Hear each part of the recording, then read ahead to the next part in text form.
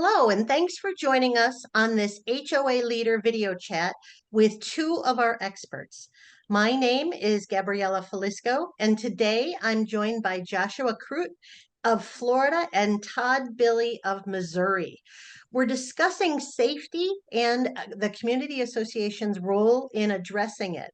And this is in response to a reader's question. Essentially, our reader says they're on a 3-month trial of a neighborhood watch app, and they're wondering if there are alternatives for what they call members of the community to report concerns relating to safety. So that last sentence sort of gave us pause.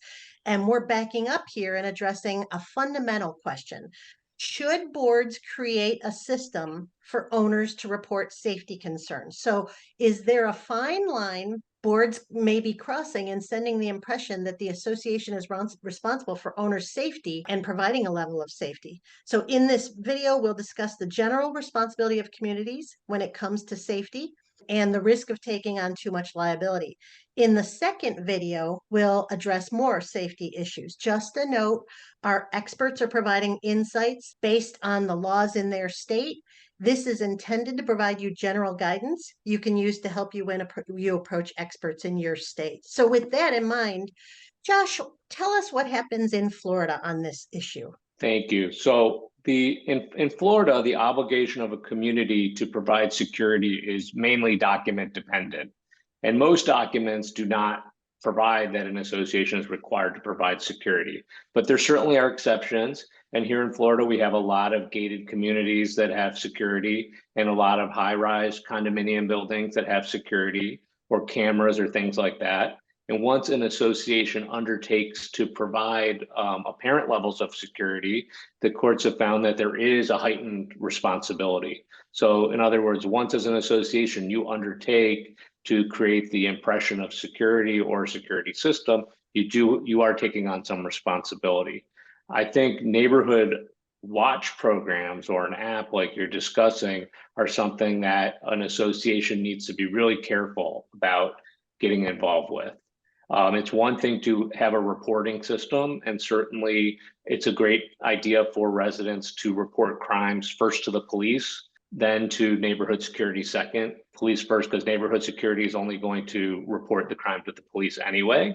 They're not there to apprehend criminals, they're there to report, basically. But in terms of neighborhood watches, you have untrained people who are not law enforcement, who are regular citizens, who may not know how to act.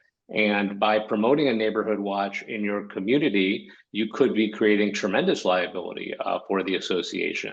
So if you are determined to have a program like that, I think the best course is to, one, get in touch with local law enforcement and have them meet with both the board and the people who want to start a program and talk about, one, whether they recommend that for your area, and to train these people in terms of how it works.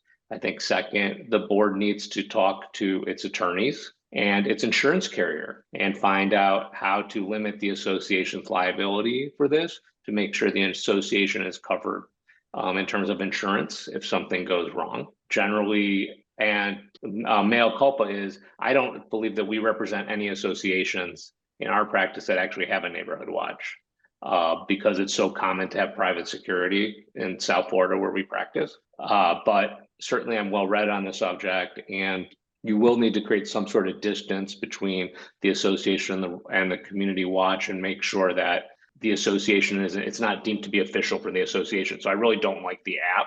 If it's a neighborhood watch app, it should be something that those owners work on directly with law enforcement that the association is aware of. Okay, so Todd, tell us what's taking place in Missouri. So thank you. Generally in Missouri, we're pretty darn close to Florida, as Joshua discussed. One of the bigger distinctions is we call it premises liability.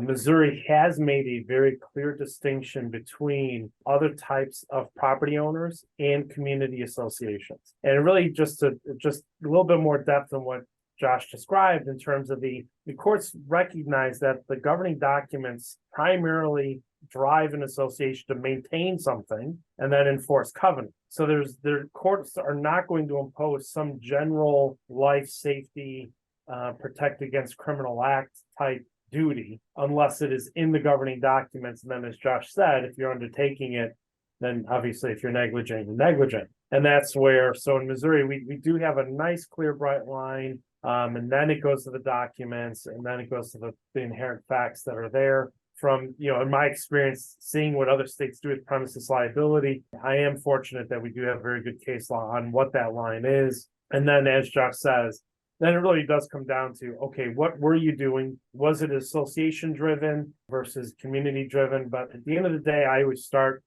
with owners, any type of criminal activity, that we are not the police. We are no substitution for the police. And oh, by the way, you have the same rights to go after and defend your property rights against another owner if you think they're violating a covenant.